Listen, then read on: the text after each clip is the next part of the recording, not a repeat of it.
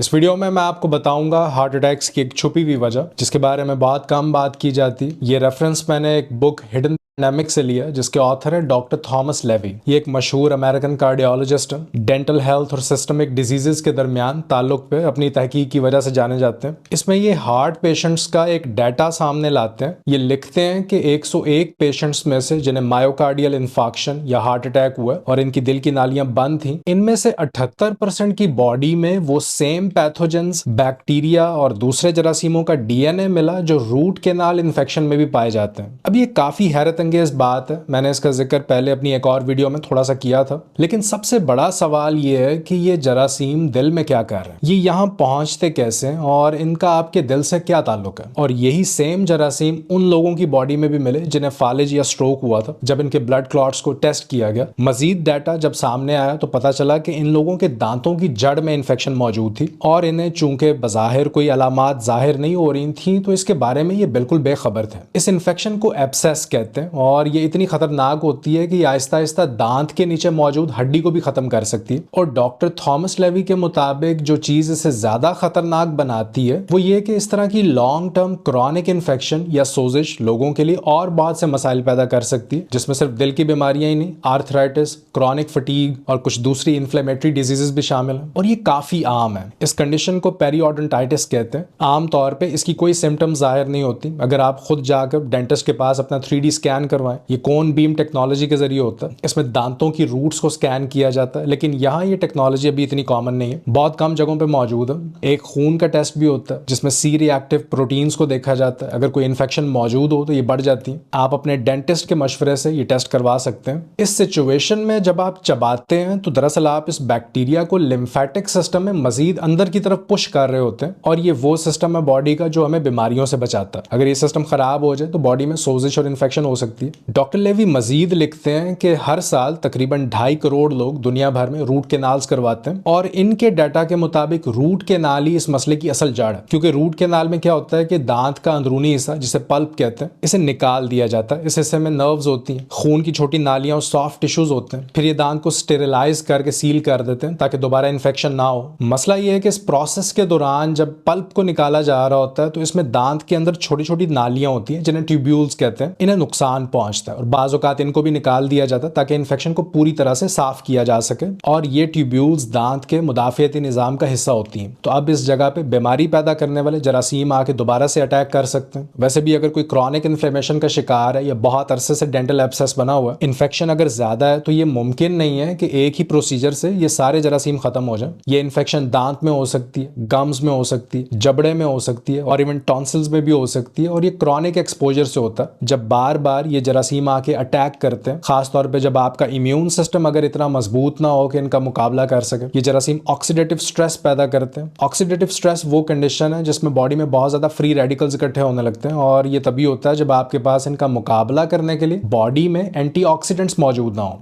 आप ये सोच भी नहीं सकते कि मुंह कितना गंदा होता है। 500 से ज्यादा मुख्तलिफ किस्म के बैक्टीरिया, वायरसेस और फंगस हमारे मुंह में पाए जाते हैं। जैसा मैंने पहले जिक्र किया टॉक्सिन्स का, जहरीले मादों का, तो ये इन्हीं जरासीमों का वेस्ट होता है, इनका बाय प्रोडक्ट होता है। इन्फेक्शन की वजह से बॉडी में हर वक्त मुख्तलिफ इम्यून रिएक्शंस चल रहे होते हैं, एक जंग चल रही होती है और एक वक्त ऐसा भी आता है कि बॉडी इनका मुकाबला करते करते ब्लड क्लॉट्स बनाना शुरू कर देती है, खून जमने लगता है। इसमें आमतौर पर इंसान फटीग, थकावट, जोड़ों में दर्द, मसूड़ों में दर्द, दांतों में सेंसिटिविटी का एहसास होता है। अगर हम फर्ज करें कि किसी को ये इन्फेक्शन है, रोजाना हल्की सी थकावट महसूस होती है, बॉडी में कुछ सही फील नहीं हो रहा, इम्यूनिटी वीक है, कमजोरी महसूस कर रहे हैं, लेकिन ये नहीं पता कि क्या वाकई ये इन्फेक्शन दांत में ही है, तो आप ये कर सकते हैं कि 1 से 2 ग्राम रोजाना लाइपोसोमल विटामिन सी लेना शुरू कर दें। एक होता है vitamin C complex. Vitamin C जब कम हो जाता है बॉडी में ये तब दिया जाता है, लेकिन यहाँ आप लाइपोसोमल विटामिन सी एक एंटीऑक्सीडेंट के तौर पर इस्तेमाल करेंगे इस मकसद के लिए कि बॉडी में पैदा होने वाले नुकसानदेह मादे जिसे ऑक्सीडेटिव स्ट्रेस कहते हैं, इसे कम किया जा सके। ये आसान और सादा तरीका है जिससे आप अपने मुदाफियती निज़ाम को बेहतर बना सकते हैं, खासतौर पे अगर आपको लगे कि आपकी सेहत खराब हो रही है और थकावट महसूस हो रही है।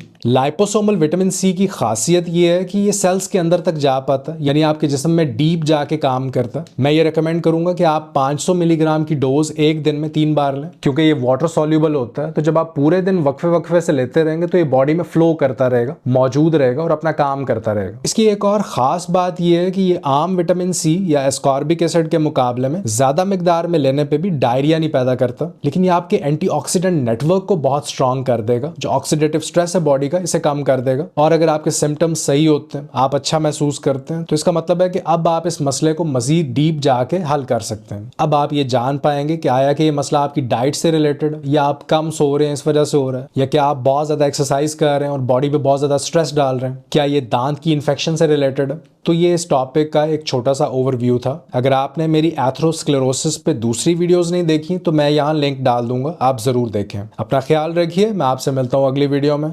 अल्लाह हाफिज।